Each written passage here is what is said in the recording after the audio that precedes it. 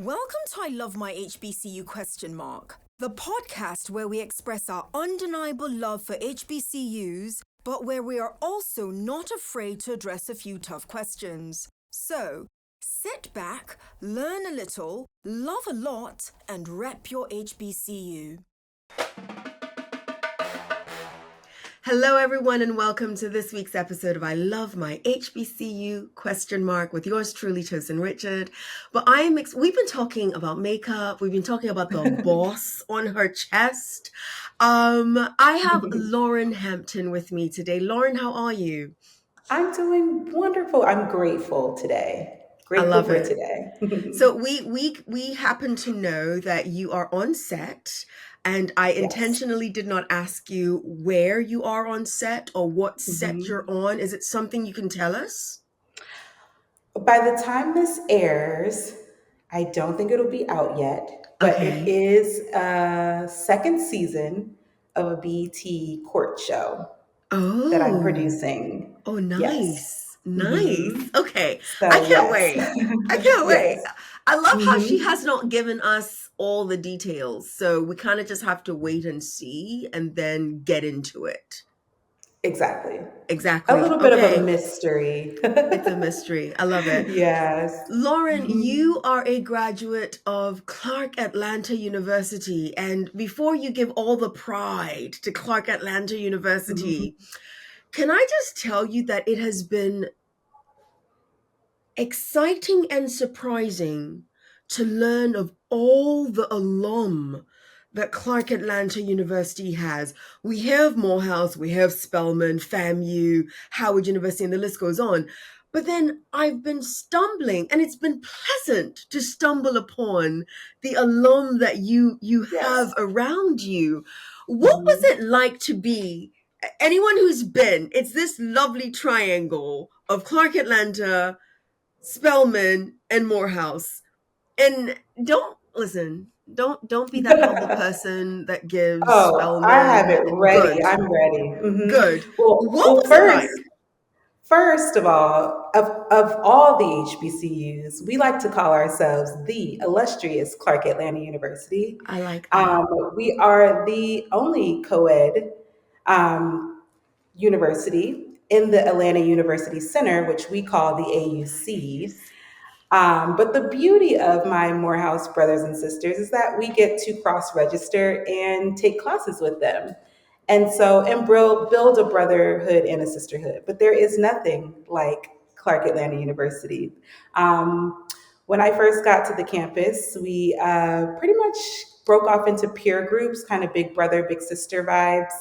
And we went into different groups, different peer groups. And my peer group's name was the Matriculators.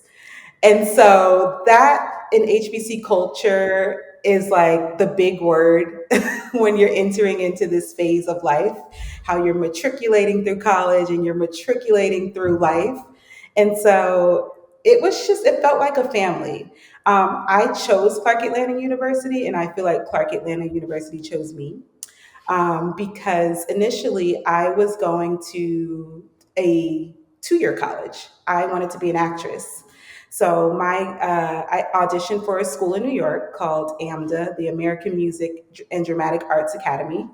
I initially came to Clark Atlanta as a theater arts major, but prior to that, I was going to go to the school that I got accepted for solely for acting. But when I weighed out the pros and cons, I had the 2-year college versus the 4-year experience. And because of my educational upbringing, I hopped around to a lot of schools. But I just wanted that foundation of one place, 4 years, to build a family and a community and people that look like me. And so all my life, I went to private school and I just kind of wanted consistency. I think that's what I'm always looking for in life, but I chose a career, we'll get there, that doesn't afford consistency. But for my foundation, Clark Atlanta University was it. The funny thing about it, when you talk about Spelman, Clark, and Morehouse, is that I only toured Spelman College because of their theater program. And Oh, the reason, and I got accepted to Spelman College and Clark Atlanta. The only reason why I did not choose Spelman College is because they didn't have air conditioning in their dorms. So I said, I'm going across the street. I'm going to take theater at Clark. And the beauty is that I could go, cross register to the other colleges and universities, including Morehouse too. So when I say it chose me wholeheartedly. And literally the best relationships, the best decision I ever made in my life thus far so was choosing an HBCU. Lauren, I love this conversation because you are leading the conversation, and I'm perfectly okay with that. And let me tell you what I Yes. mean by that. Let me tell you what I mean by that. Typically, I take you through a beginning conversation, and then I take you through a rapid fire, and then I always ask, so tell us your college selection journey. And you just gave us your college selection You know journey. what? It's the producer in me. I have to learn how to take it by segments instead of summarizing it like a pitch. But I'll let you produce me today. Listen, I am loving that your natural talent is shining through no matter what, and Yes. I love it and I receive it. But I will still ask you, even as you've shared your college selection journey, you're from New Jersey. Clark Atlanta is all the way in Atlanta. And yes, you visited a lot of schools. How did you get from New Jersey? Like, because there you went by Morgan State University, you went by Howard University, you skipped over Bowie. Like, I can give you a laundry list of HBCUs that you skipped I along the did. way before you got to Clark Atlanta. So why that one specifically? So in 2005, my mom worked for a pharmaceutical company, and she was the lead of her team at the time, and they were moving her to Georgia. So we uprooted our lives to move to Atlanta because my mom got a job transfer to start a team in Georgia. Yeah. And so that was very hard for me as far as like transition. I was a senior in high school. I loved my school. And uprooting and leaving senior year where you do prom and senior pictures and senior skip day and all those fun things as Yeah. a senior in high school had to be transferred to the South. We moved because of my mom's job transfer. I ended up entering into another school, but thanks to my mom, the being boss that she really is, she really played a hand in like setting me up for success. And on the financial aspect, my school is actually a private institution. Hmm. And so we didn't necessarily get to take advantage of any like state tuition. But if we were a resident for X amount of months, we were to get certain credits that would pay for my matriculation fees is what they call it. That's what they called it. And like all the small things that pretty much could get you kicked off into freshman year. So I have to thank my mom for making that big Absolutely. move, career for her, and then trying to better my education. That's how we got to Atlanta, Okay. Georgia, Okay. and it was a huge transition, like I can tough only for me, but imagine. Yeah. it built me. So yeah. So you have to know that when you said matriculation fees, I was thinking the matriculators paying matriculation fees. I know that's corny, No, but that's two what I was separate things. thinking. But I mean, listen, I wish they gave me a fee, gave me a stipend. But no, they didn't. That all came from my mom's hard earned coin, and then my, upkeeping a AB average from high school. So yeah. Nice, nice. Mhm. All right, Lauren, before I delve into all the lovely things that you have done, I want to take you through our rapid fire segment. It is Ooh. 67. She's a boss. It's 67 seconds on the clock. Why do you think Okay. it's 67 seconds instead of 60 seconds? Ooh. Well, seven is the number of completion. Eight is the number of new beginnings. So maybe you feel complete. I with I seven love additional questions. nobody has ever given that as the reason why, not a single soul. So Just my theory. 1860, it's a lovely theory, one that I might steal at some point in time. But 1867 is the year It's the that year. most 10 HBCUs were founded. So I just wanted to play Yes. on the 67. That's it. I That's it. love that. Nothing as creative as the numbers of completion. You know what I do have before we get into it? Absolutely. Go ahead. Go ahead. Fun fact. I'm telling my age here, and I don't care because I'm proud of it.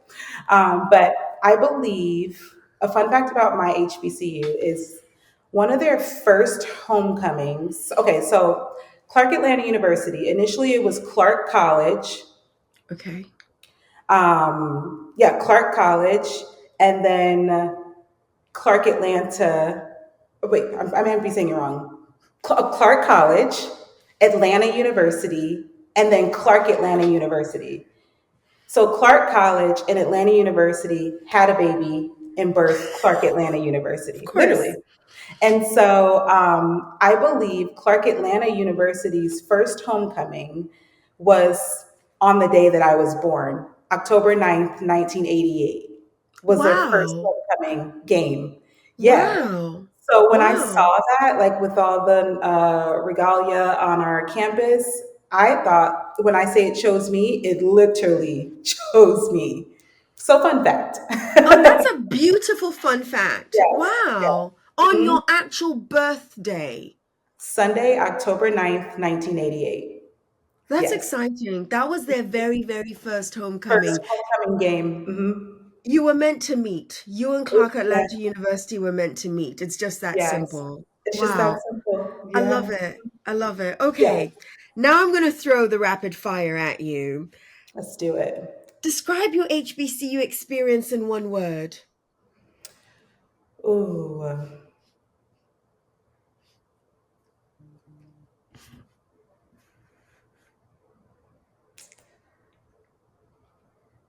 Memorable. Memorable. So I typically ask music for this one, but Okay. Lauren, I'm going to ask movie. If your Okay. time in college was a movie, what movie would it be? Stomp the Yard. Stop. And Look at that was too easy. That was too it was easy. filmed on our campus. I did not know that. Yes, another fun fact. She's going to give us so many fun facts today, and I'm loving it. Stomp the Stomp the Yard Yard was filmed on Clark Atlanta University, and they used Clark Atlanta's marching band, the Mighty Marching Band. Panthers. Oh, that's Yes, amazing. All right, so yes. I'm going to cheat. I typically only ask a song or a movie, but I want a Okay. song now. If your A time in college was a song. song, Ooh, this is so hard, but not really that hard. I'm gonna go with Swag Surf. so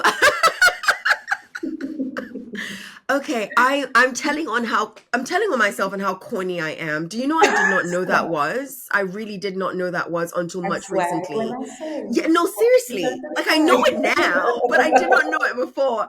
And my students, yes, because I'm at Morgan State University, and my students are like, Dr. Tosin, what's wrong with you? This is I like love an that. HBCU staple. All It's of a us know it. staple. A staple, yes. Yeah, I'm Exactly. corny. I've used up your time, so I'm going to take liberties and ask you a couple more questions for the fun Go of for it. I it. love rapid fire. I love it. Although we're not treating it as a rapid fire, we're No, just no, no, talking. no. We're just What talking. would you have wanted to tell your college roommate that you didn't?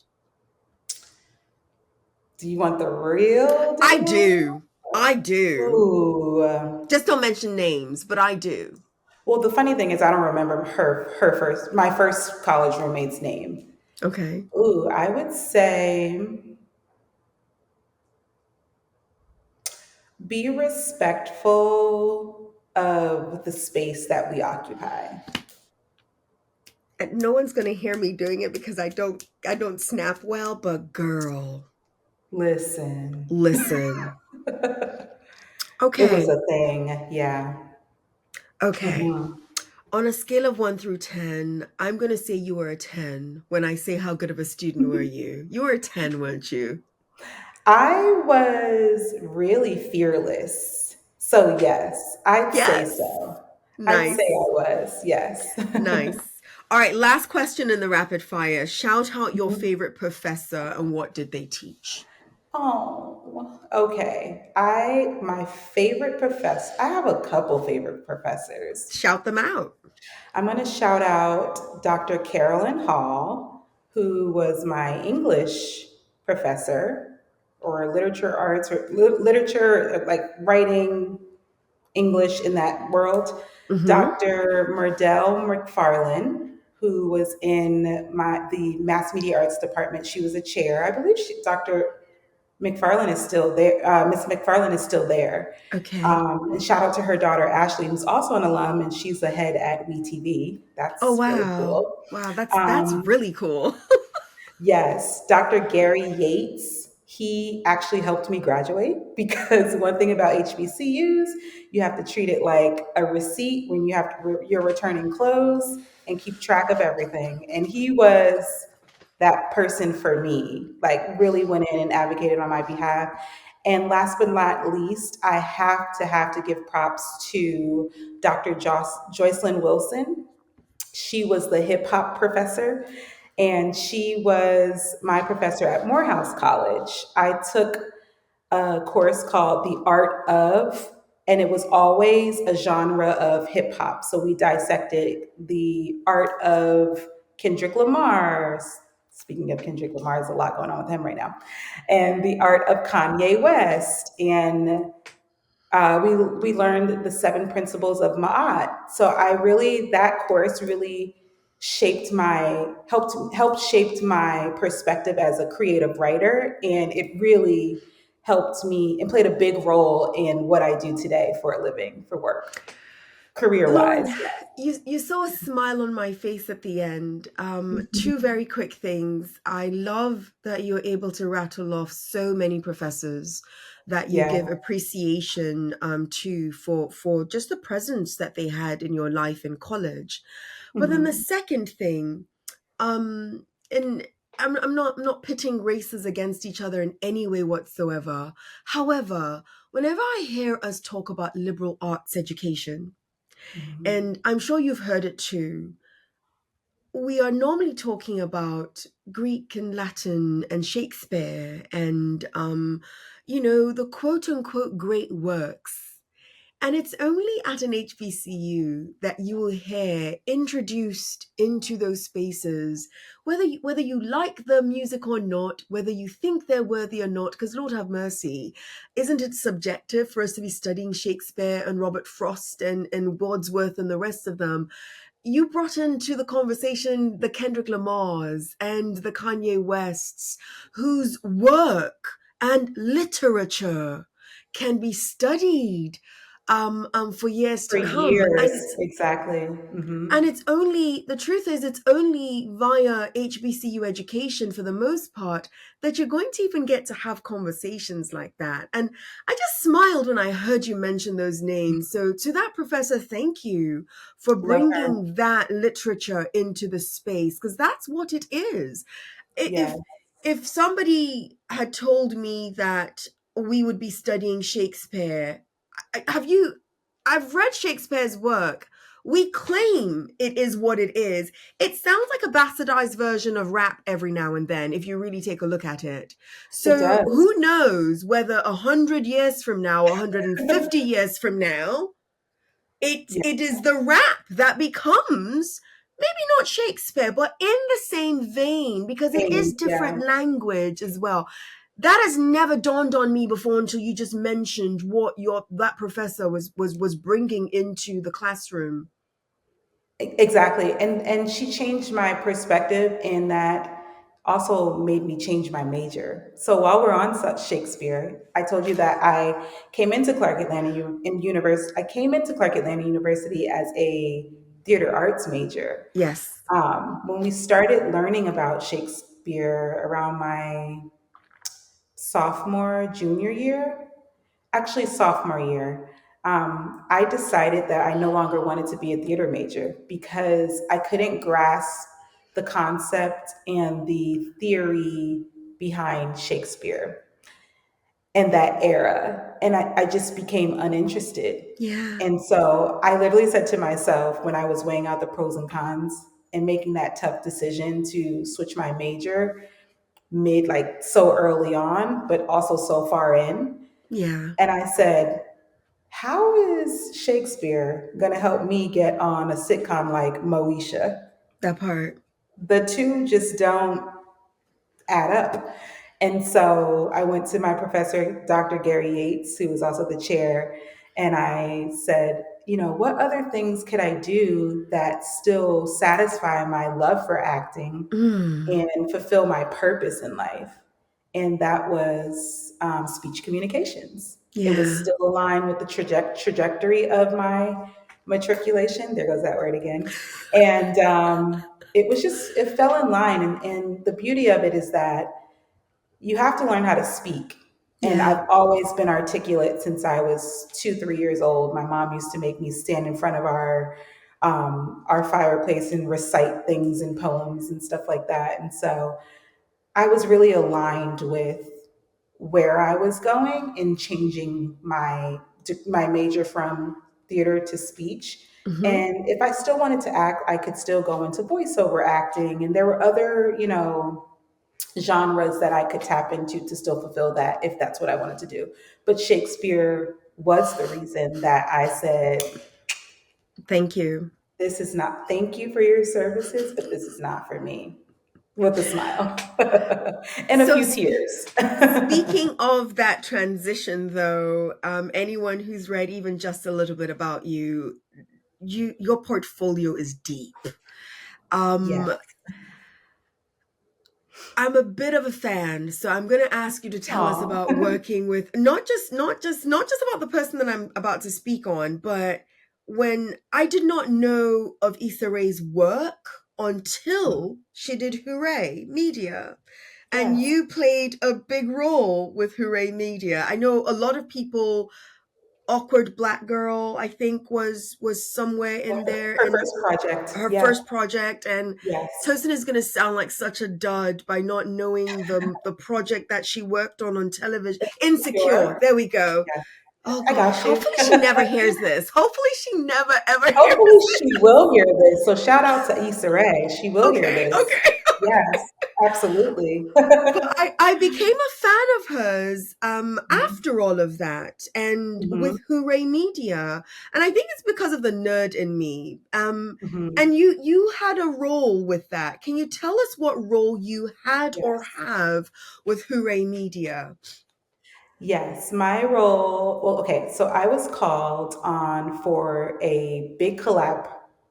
I was called for a big branded collab project with Hoorae Media, which is Issa Rae's company, and the Black and Unlimited digital development program presented by Walmart. So Walmart was the brand. Okay, okay. And my role was creative producer, and I did some directing as well.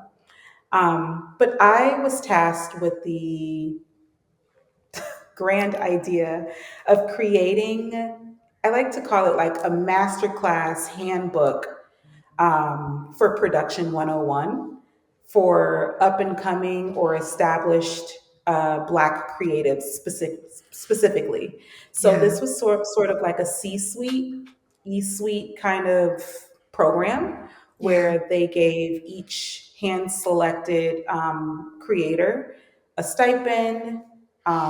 They gave them cameras and all this equipment to set them up for success, and then I was tasked with creating this digital playbook, handbook for that's them to beautiful reference. And not only them, but for the world to reference to because it reference. is available on YouTube. And so I delve in as if I was kid in the classroom, learning it for the first time, and from my experience, what I could lend to these creators and how that could catapult them from where they were and elevate them into the big rooms on the big sound stages or wherever they desire to go in said profession as a creator, whether that be a photographer, a videographer, a director, an editor, a director of photography, a director of photographer, which is we call a DP. That's a camera op. Mm-hmm. And so, like line by line, I wrote it out and the flow of it, and so it took a lot of not taking things off. It took a lot of willpower as far as streamlining what I would want to convey and allowing myself to give them little tidbits and snackable bites that they could utilize for years, and things that you can't find on page one and two of a Google Mm-hmm. search. So Mm-hmm. firsthand experience and turning that into an actual visual. So that was very exciting for me because it's like somebody's going to get this and want to reference like lighting and design and a 3 point light system and how to hone and own your voice in your videos based off of my experience as a producer and what I've learned firsthand in those settings. And so I was really grateful for the experience. Actually, an alumni is an alumni, her name is Morgan. She actually referred me for the position. I'm a freelancer, but Morgan is she's a permanent team member on Issa's team, and she thought I'd be great for the opportunity, and so that's keeping that HBCU love, that CAU brothers and sisters in the loop of things, mentioning our names in rooms, and she mentioned my name in the room for this position, and so it was fantastic, like the best experience ever. You've said so much. I think all someone should do whenever they're talking to you is just put a mic in front of you and just let you talk. What's And I funny is mean they that. want me in front of the camera, but sometimes I get shy because I'm Shy, so used to being behind the camera. behind. And that's funny because I wanted to be an actress. But Yeah. if it's done on the fly, like Lauren, I need you to step in and like correspond this red carpet. I'd be like, Then okay. sure. But Yeah. if I have to prepare for it, I'd be like, oh my gosh, all these people are going to be looking at me. But yeah. Okay, so thank Thank God you. we That's did a not prepare compliment. for this. Thank God we just No, decided we're just didn't gonna give me have any an notes. Yeah, we're just gonna exactly. have a I would have yeah, conversation. I've been doing too much overthinking, and You it shouldn't be that The reason way. why I just want a camera in front of you, just the last minute and a half or so of you just talking, you said so much that I hope students heard. You dropped in there that you're a freelancer. So many of us Yes, stay stuck in spaces that we are not necessarily finding joy in those spaces, but because there's some form of security there, we stay stuck in it. You also mentioned a lot earlier on that sometimes there's inconsistency when it comes to this. very. But anyone looking at you and anyone listening to you see somebody who is still at peace and at joy. At least that's what Yeah. you're giving off. Is I love somebody that you who's said that. I do. I really appreciate that because I work in an industry that is very fickle. There's a lot of energy that comes with it. There's a lot of personalities. There's just a lot of energy in general. And so I have to find ways to ground myself before I do my job. But hmm, my job never stops. So I have to find moments of grounding while doing my job, if that makes sense. it And does. so for me, it starts with giving myself a lot of grace. I've always faced adversities, whether it be education, whether it be adversities and challenges, I'd say, whether it be having to move to another state to kickstart my mom's career, but also being beneficial to me, but also being very uncomfortable. Moving to another state and going to a school where I am the only Black girl, or there's a handful of Black girls, and not feeling like I fit in or being pointed out, and hearing those microaggressions as a senior in high school and how that's carried me, I feel like it's come with the territory.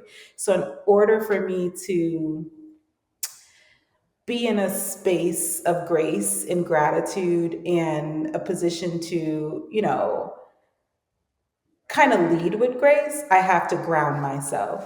And that could look like affirmations and self Mm, care and not just going to get your hair and your nails done and all that, but like truly diving into doing like a journal entry or just taking a moment to just like breathe, like deep breaths, just to kind of navigate your way through. And so I will say, while it is an extremely rewarding career, it is also a career that is very uncertain. It's very mm. up and down, unpredictable. But I always say to myself, like, what's for you won't miss you. And there's never not been, even when I've had to pivot, there's never not been an opportunity where a production job hasn't found me in some capacity. It may not be where I ultimately see myself, but it fulfills my spirit, my energy, my soul to still be called on and called into rooms by name. By And name. so that said, yes, by name, because that's very important. And most of the time when I come to set, they think I am the makeup artist. So I find joy in telling them, like, no, I'll be directing the shoot today, or Yeah, no, I'll be producing the shoot today, or no, I'll be creatively directing the talent today. And yeah, I take pride in knowing that you can look a certain way, but perform another, task and not be absolutely. judged by appearance, but also the energy that you bring into the room. And that's kind of what I was saying, full circle of like making sure I ground myself in order to soar in this industry. So, Lauren, the yes. B on that jacket is boss. It is. It is. Literally. I'm listening to you and I'm like, that's a boss. And not the way everybody else throws boss out there.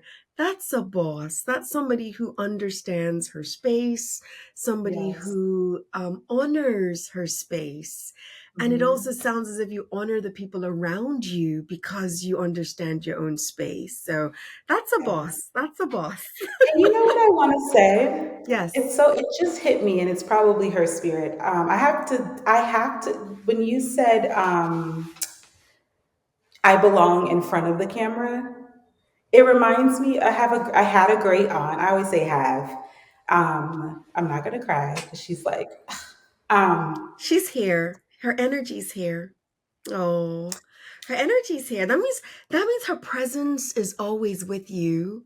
And she's the fact that you're tearing up, honestly, is because you feel her so strongly. So let her because she, speak through you. yeah, her name was Eva. We called her Annie. And she's a Capricorn, and she was just fabulous. She wore rings like me and like did her thing. January 6th, never forget, that's my girl. And Wow. she always said, "You're going to be the next Oprah. You're going to be on TV one day." And I'd be like, "I'm not going to be on TV." And she'd be like, "No, you're the next Oprah." And so when I started working on Dr. Phil, she would tune into my shows. And the funny thing is, she would say, "But I don't see you. I know you said you work on the Dr. Phil show, but how come I don't see I don't you?" see And you. I'm like, "No, Granny, you have to like watch the credits so you can see my Credits. name." And she's like, I'm looking for my niece. I'm looking for my granddaughter. Where is she at?"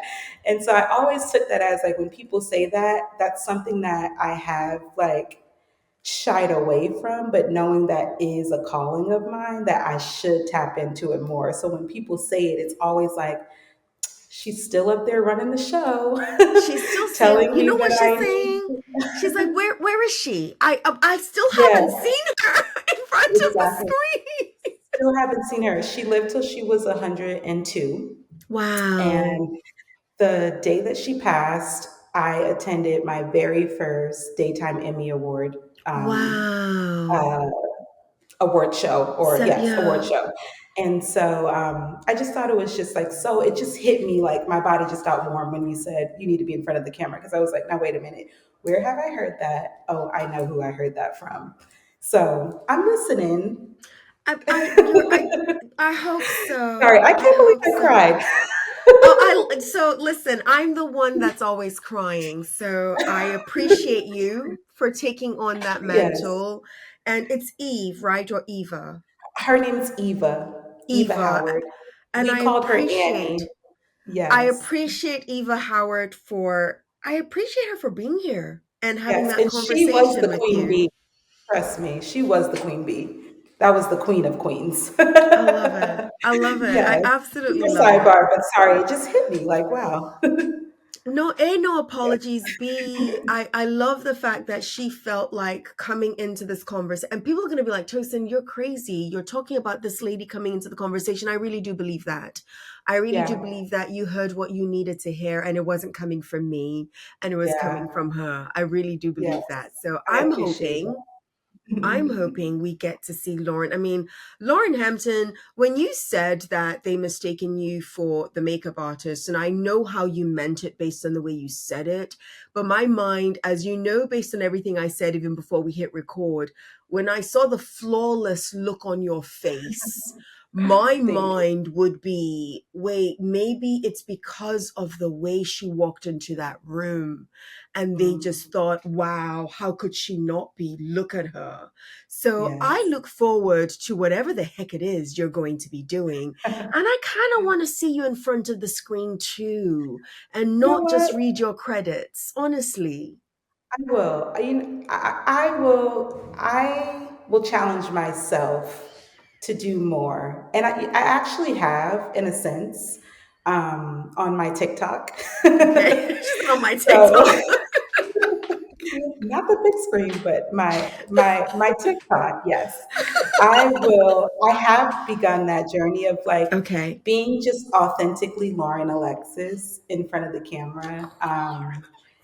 Because I have just an eye for storytelling, an ear for storytelling, and a visual eye. I love that. I love being. I won't post it to Instagram, but my TikTok is the real me, and I'm in front of the camera more. I say that because my Instagram is more of like a highlight reel of my work. It's kind Got of it. consumed Got my it. personal life, and I don't Okay. share too many personal things on there. But my TikTok is like the Lauren that likes the things and the self care and recapping an event or unboxing a gift or just kind of like tapping into my inner self.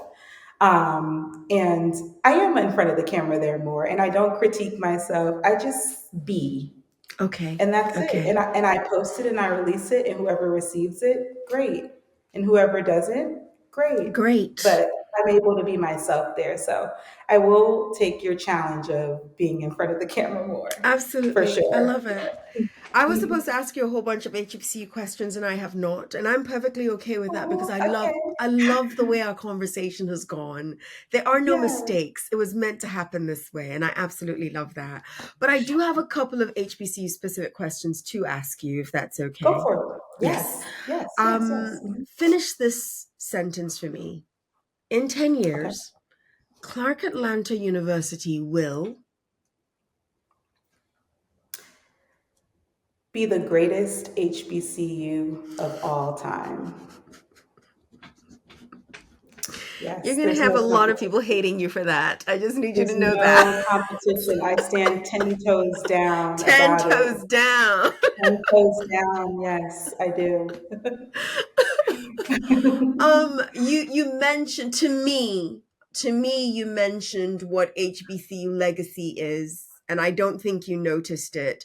You gave us a mini master class in this conversation without realizing it. I'm not gassing you. It's truly what I mean. And I'd like to extrapolate little gems that I will share with my students.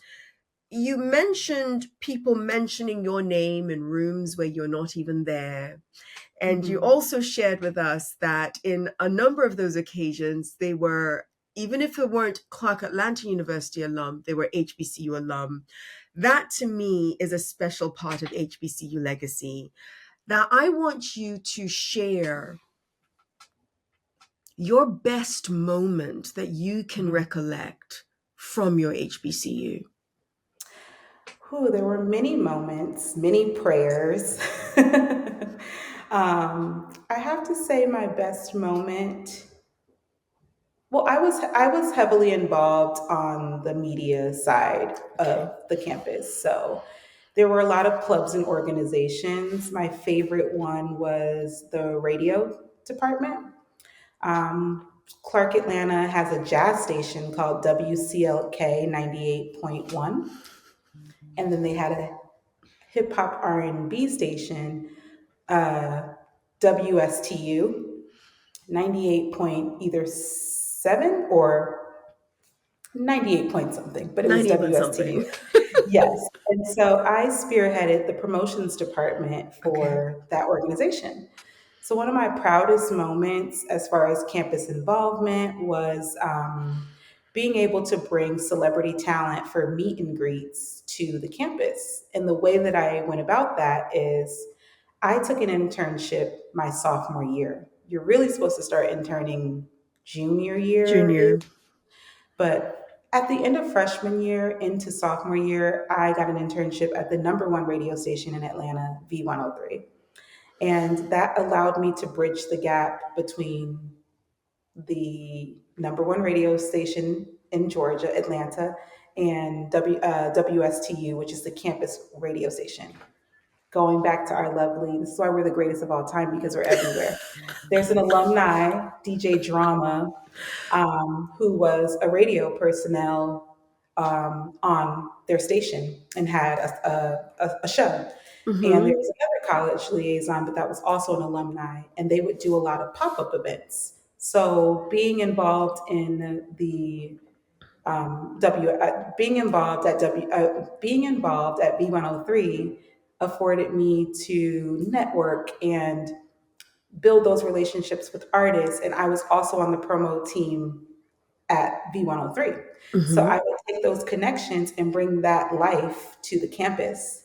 And my biggest campaign was bringing Bow Wow to the campus, and in conjunction with getting students to vote. Oh, And I named wow. it Walk Across America with Bow Wow. And we went from each college to, with Bow Wow, 10 toes down across the campus, picketing, are you voting? And this was the Obama year election. So it was very Yeah. pivotal and important to get students to vote. And I can't say much for this election now, and I won't even speak on it. But then, happier times, more proud times when people wanted to Yeah, get learn involved. more about the voting process, I thought that it would be a great idea and campaign to utilize my resources in that way. And we successfully brought a big artist like that on an HBCU campus, not only Clark Atlanta University, but the other institutions around. And you know what? I'm going to shout out Morris Brown College because we can't forget about them. They're also part of the Atlanta University Center. So pretty much everyone, one big family, was included, and I wanted to merge us together to come together for such a movement like that. And it turned into like a party, a Of vote course. party. But that was one of my, proudest moments in my involvement as the promotions director at the radio station for my campus radio station. Lauren, you gave me an opening, and I'm going to take the opening. You Go have for every it. right not to walk through this door with me, okay?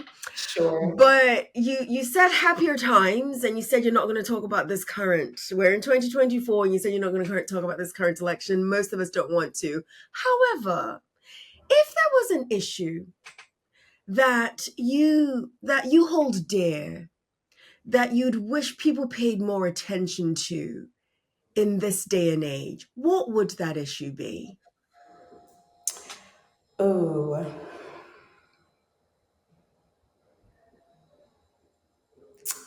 hmm. I really want to say to quiet the noise.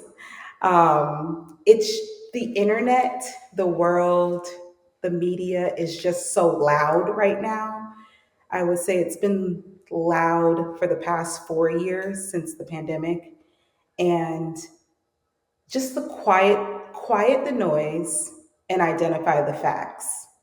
before inserting said opinion or feedback, or quiet the noise and identify the facts, because it's just so loud right now.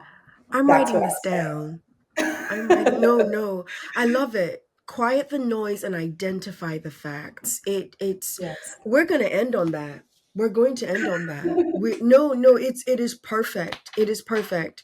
We're not going to end on that. That's not true. It's But all we're good. almost ending on that.